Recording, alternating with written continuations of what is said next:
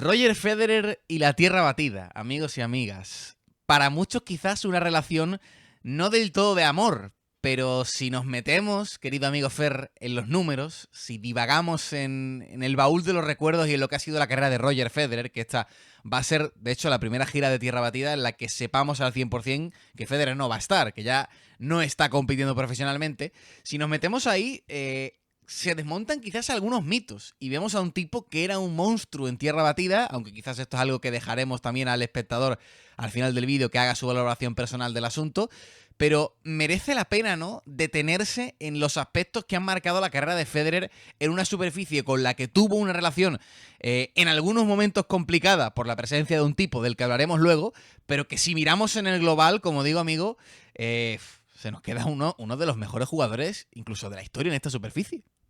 ¿Qué pasa, Maggi? ¿Cómo estás? Es un poco una pregunta que nos acompañó durante toda su carrera, hasta el final de su carrera. Mucha gente llegaba a la gira de tierra y se hacía esa cuestión, ¿no? ¿Pero este tipo qué? ¿Es candidato? ¿Qué va a hacer? ¿Es un buen jugador? ¿Tiene tenis para brillar en tierra batida? Ahora lo bueno, entre comillas, porque de la retirada de Federer no hay nada bueno, pero sí hay algo bueno es que ya se puede hacer balance, ¿no? En que ya los números no se van a mover, los récords son los que son, las estadísticas, los promedios. Yo creo que hoy es interesante tocar un poquito esa cosa, ¿no? Tirando de recuerdos, de partidos, de sus inicios, su final, a ver cómo fue esa relación en tierra batida, si fue buena, si fue mala, un poco desvirtuada por el tipo ese que comentabas, ¿no? Uno de Manacor, y dejar, no sé, una pequeña conclusión de a ver cómo fue la carrera del suizo en tierra. Únicamente nos vamos a centrar hoy en lo que hizo en tierra. Sí, en la superficie que nos atañe, estamos en la gira de tierra batida, como decimos, primer Roland Garros en el que ya sabemos que no va a estar Federer, y evidentemente es necesario, ¿no?, empezar desde los inicios. Te voy a dejar un dato ya para que la gente también se haga una idea, que estoy seguro que lo tendrás apuntado, y es que el porcentaje de victorias en tierra batida final con el que termina su carrera Roger Federer es del 76,1%, que oye, yo creo que no está nada, pero que nada mal, siendo además su supuesta mala superficie, según muchos.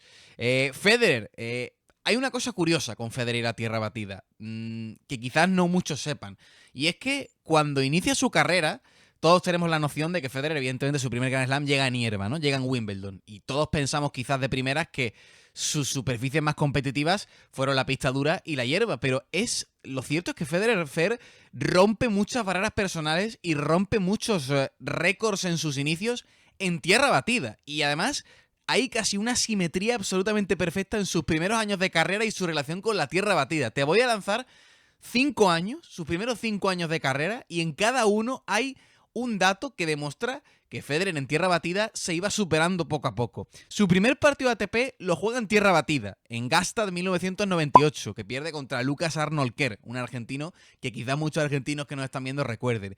Su primer partido de Grand Slam es en tierra batida, en Roland Garros 1999, un año después, que pierde contra Patrick Rafter.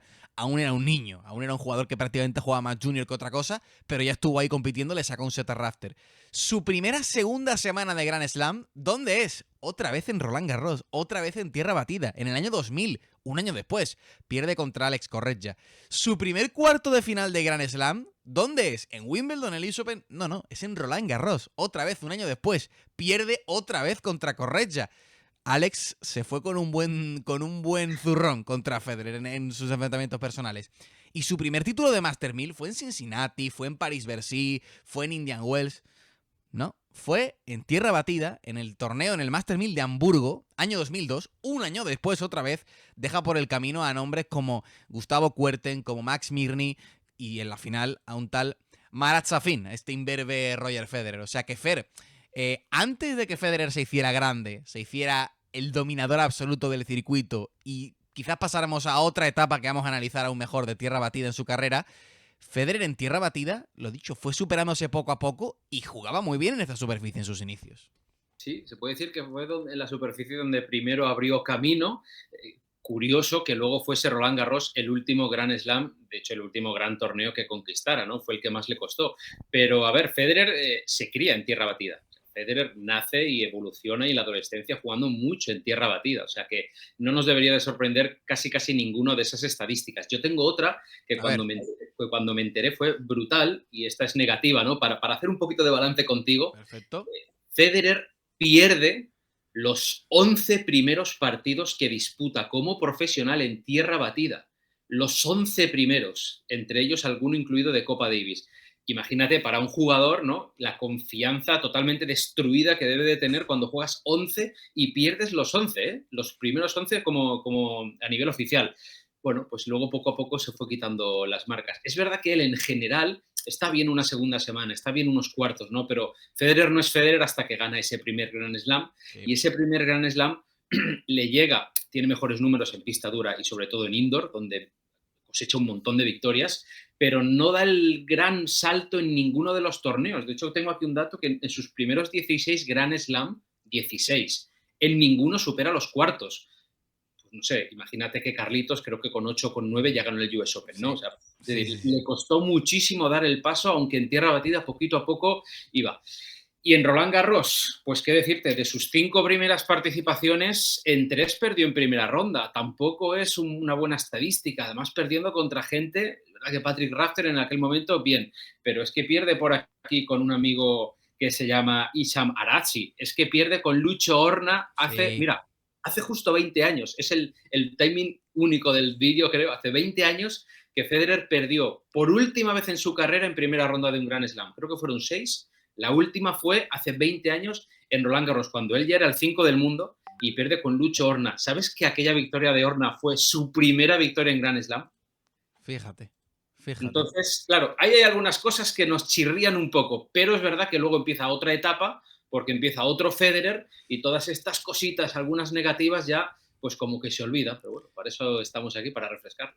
Es muy curioso que lo que tú comentabas de Roland Garros, o sea, el tema de los octavos de final y los cuartos de final contra Corretja llegan antes de estas derrotas contra Arasi y con Horna. O sea, Federer de hecho llega a cuartos de final de Roland Garros, que son sus primeros cuartos de final de un Grand Slam, y si no me equivoco, estaba no, en cuartos, no, en octavos de final, cuando llega en Roland Garros 2000 a octavos de final, era el 54 del mundo. O sea, realmente estaba lejos todavía de la órbita profesional. Y yo creo que lo que tú dices se relaciona un poco con el hecho de que Federer no fue un jugador que llegó al circuito y ya explotó y empezó a ganar a los 19, a los 20 años. Era un jugador que en su momento todo el mundo sabía que tenía un talento impresionante y lo comentó aquí Valegro en la entrevista, pero que todavía tenía sus problemas de carácter, sus problemas de entender quizás y comprender un poco los tiempos de un partido, de ese Federer alocado, ¿no? Que habíamos en sus inicios. Luego se atemperó, su primer victoria más técnico, como decimos, fue en Hamburgo. Y hay que pasar Fer a otra etapa completamente diferente, porque Federer explota, ya conocemos, gana su primer Wimbledon, empieza a establecer un dominio tremendo en el circuito ya 2004 y especialmente 2005, y eso coincide, a la vez, con la llegada del monstruo, ¿no? El monstruo que está debajo de nuestra cama y que nos produce pesadillas y que pasa a darnos una etapa completamente diferente de Roger Federer. Evidentemente Rafa Nadal, que explota en 2005, como decimos, en ese primer Roland Garros, en el que ya gana a Federer en semifinales de aquel torneo. Hay varios partidos que pueden romper un poco o establecer un poco el dominio que Rafa ejercería sobre Federer. Los 10 primeros partidos entre Nadal y Federer en tierra batida, 9 los gana Rafa, solo uno lo gana Federer. Aunque es curioso, Fer, y ahora diremos ese uno cuál es, porque tiene importancia recordarlo.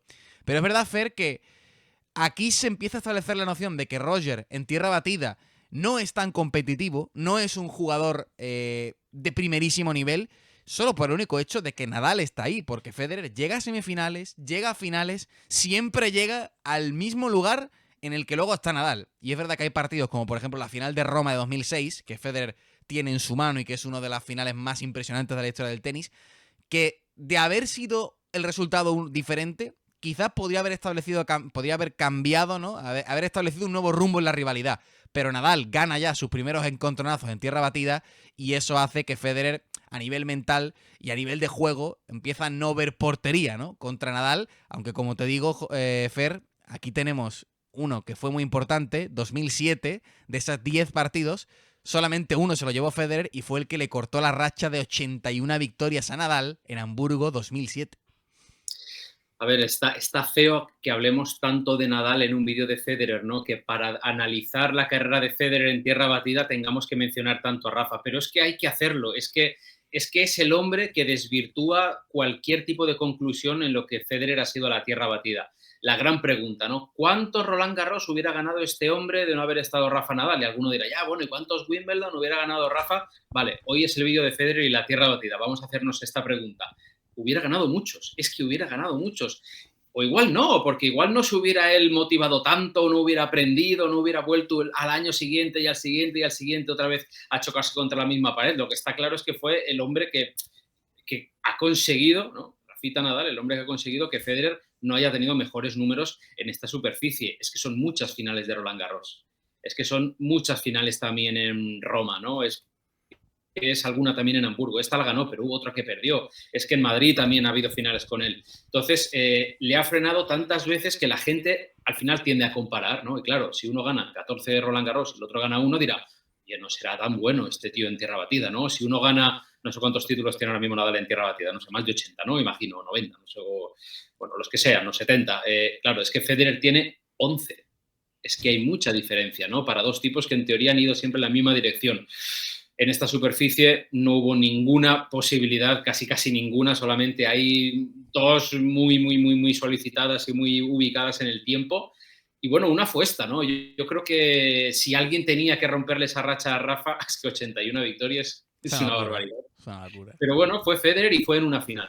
O sea que por rescatar ahí otra estadística de decir, oye, tenía que ser él, ¿no? Al final, tantas veces, al final aprendió algo. Y es verdad lo que tú decías, ¿eh? Que hubo muchas derrotas que empezaron de otra manera, con set arriba, con set y break arriba, pero la cabecita del español al final siempre acabó marcando esa tendencia, ¿no? De que si estaba Rafa, Roger en tierra tenía que esperar.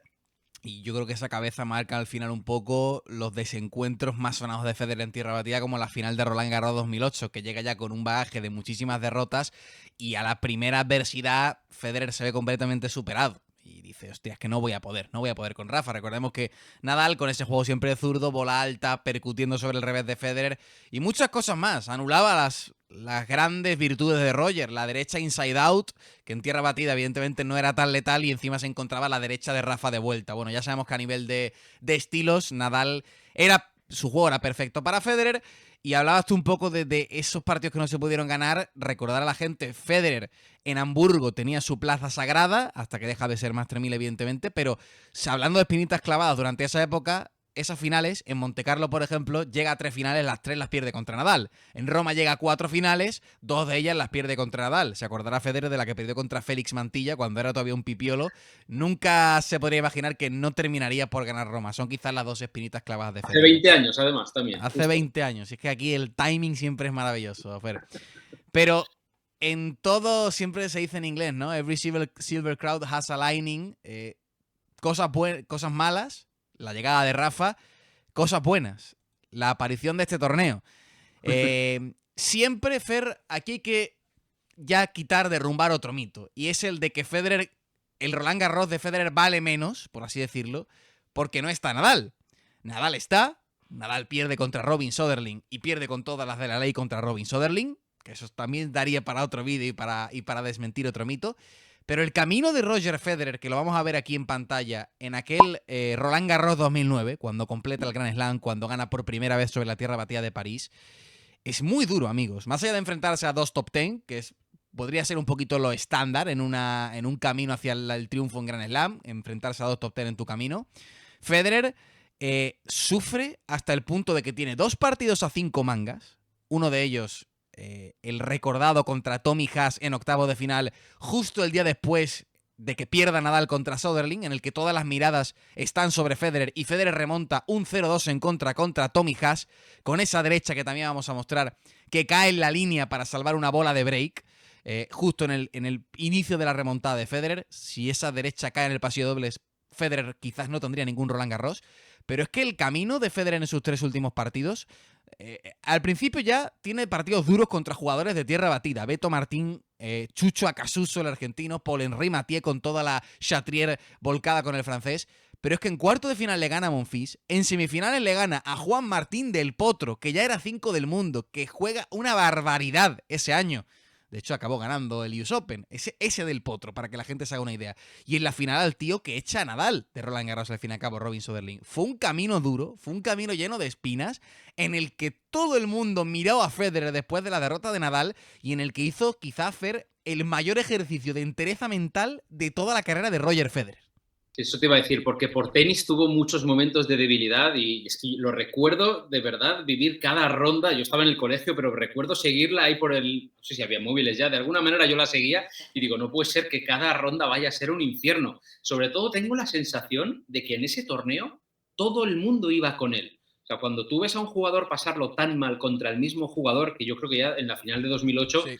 y hace 4 juegos ya en la rueda de prensa tendría que ser, bueno, es Rafa, ya está, no hay más. He perdido porque es Rafa.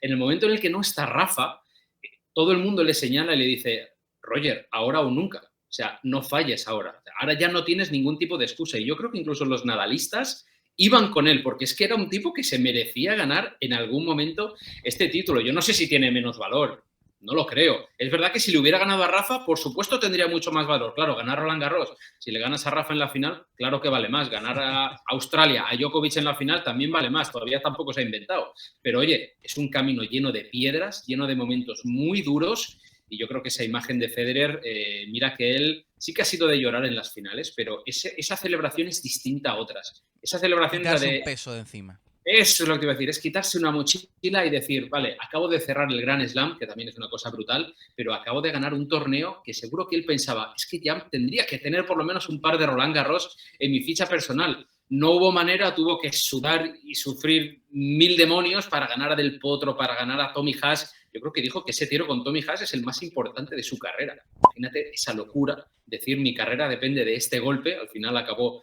pues, en final feliz, pero es el digamos, el último motivo, ¿no?, para defender que este hombre en tierra batida no solamente era muy bueno, sino que también tuvo su premio. Y esto costó muchos años, muchas decepciones, muchas derrotas, pero una alegría inmensa que yo creo que él siempre ha recordado como de los 20 Grand Slam que ha ganado, este está en el top 3, seguro. No era muy bueno, era de los mejores, podría decirse, y creo que es a lo que vamos a llegar al final a la conclusión en este vídeo. Y hablabas tú, es que en ese momento, por cierto, creo que Federer ya se consideró el mejor de la historia. O sea, era lo que le faltaba para superar a Pete Sampras. Hacer lo que Sampras no hizo, ganar Roland Garros. Y lo consiguió después de mucho sufrimiento porque Federer ya llevaba bastantes años con los 3 de 4, con las 3 gemas de las 4 que le faltaba, solo le faltaba esta. Y quizás no se midió a Thanos, pero se midió a un mini ejército de Thanos que también le puso las cosas muy complicadas. Este es el momento, sin lugar a dudas, cumbre de Federer en su carrera con la tierra batida, en su relación con la tierra batida, pero hay muchos más y habría que rescatar ya, entrado en la treintena Roger Federer, cada vez va dejando un poquito más de lado la tierra batida porque evidentemente su superficie menos... en la que más esfuerzo evidentemente le exige, pero este partido, hay que hablar de este partido y hay que hablar de aquel Roland Garros 2011 que para mí fue incluso una de las mayores oportunidades de Federer de conseguir un Roland Garros en un momento en el que ya a lo mejor la gente no miraba hacia él como el candidato a hacerlo. Ya estaban Nadal y Djokovic arriba, que eran el culmen un poquito de ese tenis físico desde el fondo de la pista, de batallas hasta la extenuación, ¿no? De batallas de gladiadores. Y a Federer, ya entrado en la treintena, se le dejaba un poquito más de lado quizás para los Wimbledon, para los US Open, para los Australia, etc, etc. Y llega Fer y se casca un Roland Garros de leyenda. Con este partido contra Djokovic, que yo siempre lo diré, jamás he visto un nivel más alto de tenis que el que jugaron estos dos ese día. Un partido tiene muchos condimentos, ¿eh? No solo es tenis, pero si hablo de tenis puro, de golpes desde lo que hace cada uno con su raqueta, esto yo es el nivel más alto que he visto jamás.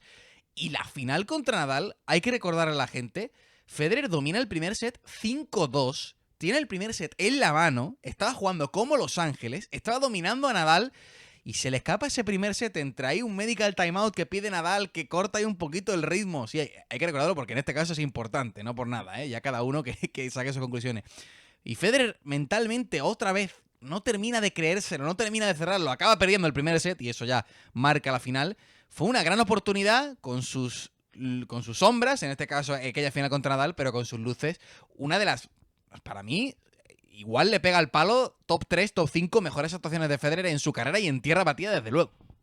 Sí, yo creo que en tierra batida seguro. Es importante destacar eso, ¿no? Que después de él ganar el título, no es como la Copa Davis, que dices, bueno, ya la he ganado, ya no me hace falta mancharme tanto los calcetines. No, no, él sigue teniendo un muy buen rendimiento en Roland Garros. De hecho, bueno, el año siguiente pierde con Soderling, ¿no? Al que le gana la final, luego pierde con él, y luego en ese 2011, pues es verdad que esa final contra Rafa vuelve a ser muy agridulce, pero la semifinal con Novak es muy dulce, es muy sabrosa para él, porque además era el año que venía Novak sin perder ningún partido, ¿no? Me parece que lo Es había ganado. otra racha que rompe Federer, la de invencibilidad de Djokovic en el año 2011, en un año natural. Claro, venía de ganar absolutamente todo, todos los torneos, todos los partidos. No recuerdo si llegaba también con la vitola de favorito en Roland Garros, entiendo que no, pero claro, alguien que viene de devorar lo que se encuentra por delante, hay que tenerle muy en cuenta y tenerle bastante miedo. Y Fer, eso del favoritismo, Djokovic en la gira de tierra le gana todos los partidos a Nadal. O sea, realmente, yo sí me acuerdo, había gente que pensaba que Djokovic ganaba ese Roland Garros. Porque Es respetable, sí. fue una sensación de superioridad en Madrid y Roma, y el que lo para no es Rafa, el que lo para es Federer. Cuando nadie esperaba que lo parase Federer. Eso sí que no se lo esperaba nadie, ¿no? Bueno, pues lo paró en un partidazo, desde luego que es que mirad el partido, señores y señoras, miren el partido, porque aquí podemos hablar muchas cosas, pero miren ese partido, los highlights o el partido entero, porque es una maravilla, y aunque luego no tuviera premio Federer por parar esa racha, creo que merecía la pena el detenernos un momentito en este encuentro, en este torneo y contra este rival, esa victoria de Federer, inolvidable a la hora de resumir un poquito su actividad en tierra. Vamos a ir finalizando ya, que llevamos ya un ratito aquí bueno hablando de Roger y demás. Federer, conforme ya entra a 35 o 36 años, se olvida un poco más de la tierra batida. De hecho, muchos pensarán en 2017, ¿no? Su gran año, el año de resurrección. Federer no juega la gira de tierra batida. La descarta por completo, se va a Wimbledon y hace bien, porque acaba ganando Wimbledon, ¿no? Y en esos últimos años, Federer, lo dicho, prioriza evidentemente otros torneos, lo cual tiene toda la lógica del mundo para preservar su carrera, en la superficie menos física, en este caso la arcilla. Pero tiene ese regreso en 2019 también, en el que llega a semifinales de Roland Garros, ya más cerca de los 40 que de los 30 años, en el que es ultra competitivo. De hecho, esa semifinal, ¿no? Se juega en condiciones de viento que desilucen un poco un partido que podría haber sido mucho más igualado, de otra manera quizás. Y es el último canto al cisne, ¿no? Fer, de un Federer que siguió demostrando hasta el final que tenía las condiciones para jugar en esta superficie. Y cuando digo jugar, la tierra batida no solo es pegar golpes con un efecto liftado increíble, batallar desde el fondo de la pista, hacer intercambios de 35 o de 40 golpes. La tierra batida también es una superficie que permite a los jugadores expresarse en toda su totalidad. Tirar de efectos, cambiar direcciones, variar alturas, que el revés cortado a través, por ejemplo, de las dejadas funcione. Y el concepto que tenemos de Federer como jugador de pistas rápidas hace que su figura como jugador de tierra batida se disminuya. Y creo que es una bonita reflexión que Federer era un tipo ultra competitivo en tierra porque hacía uso de su abanico total, de todos sus recursos, y lo demostraba contra todos, excepto contra el tipo que le jugaba bolas altas al revés, a la altura del hombro, y que ya le obligaba desde la primera bola prácticamente a no poder poner en marcha ese repertorio, que es Nadal. Pero sus victorias contra todo el resto del mundo aseguran que Federer, evidentemente si lo comparas con el rey de la tierra, pues tiene un menor pedigrí y es menor su influencia en esta superficie, pero es que era un tipo muy bueno y la tierra también resaltaba muchas de sus virtudes.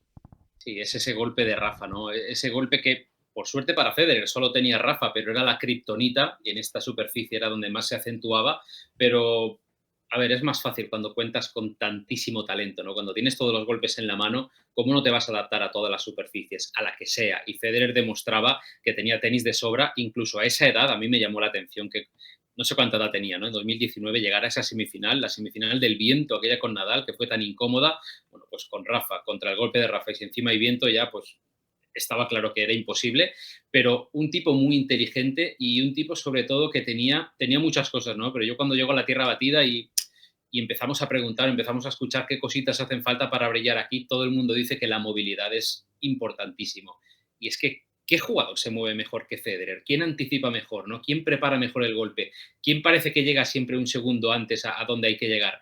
Es Roger Federer. Entonces, ¿cómo no iba a tener una gran carrera en Roland Garros? Y es curioso que en Roland Garros, su último partido, bueno, es en 2021, es en cuarta ronda, y él gana su último partido en Roland Garros.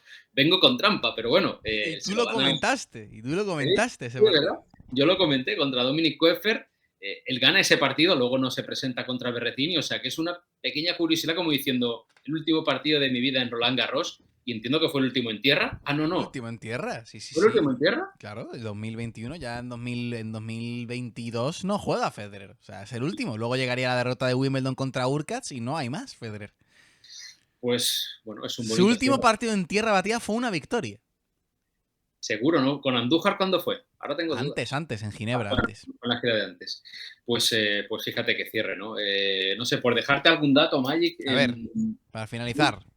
la regularidad que él tiene en Roland Garros del 2005 al 2015, que vamos a decir que son los años fuertes, en todos esos años, que son 11 años, solamente una vez se cae antes de los cuartos de final, que fue el año de Gulbis. O sea que son 11 años llegando siempre a la cita, más o menos, final, semi o cuartos. Y luego tengo aquí 11 títulos, son pocos títulos. De hecho, son menos títulos que las finales que pierde, porque pierde 15 finales en tierra. Pero ¿quién le gana esas finales en tierra? Tengo aquí la lista y es interesante, A ver, porque suéltamela.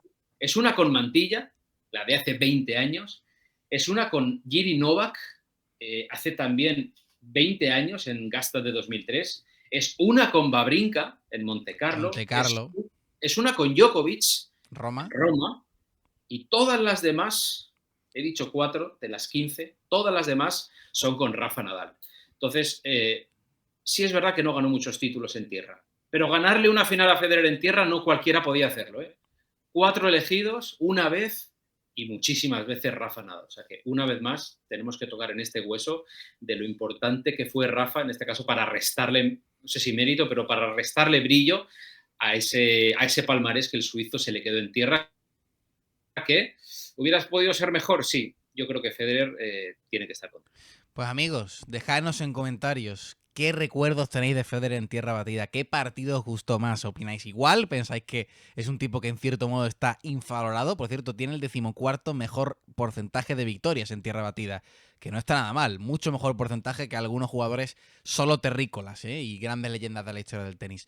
Así que nada, Fer, un placer, ¿no? Dar un paseo en el vagón del tiempo y recordar muchos de estos momentos que nos han marcado a nosotros incluso como aficionados y como periodistas, pero sobre todo como aficionados creciendo viendo este tipo de partidos, y esperemos que te pases mucho más por el canal también. Es emocionante. Yo para estas cosas de historia sabes que siempre me apunto. Es una pena porque ahora ya se abre el baúl de los recuerdos de Federer. Creo que haremos más de uno, pero bueno, aprovechando la gira de tierra, creo que este era interesante. Pues nada, amigos, nos vemos a la próxima. Más vídeos, ya sabéis, darle al botón de me gusta, suscribiros. Chao, chao. Chao.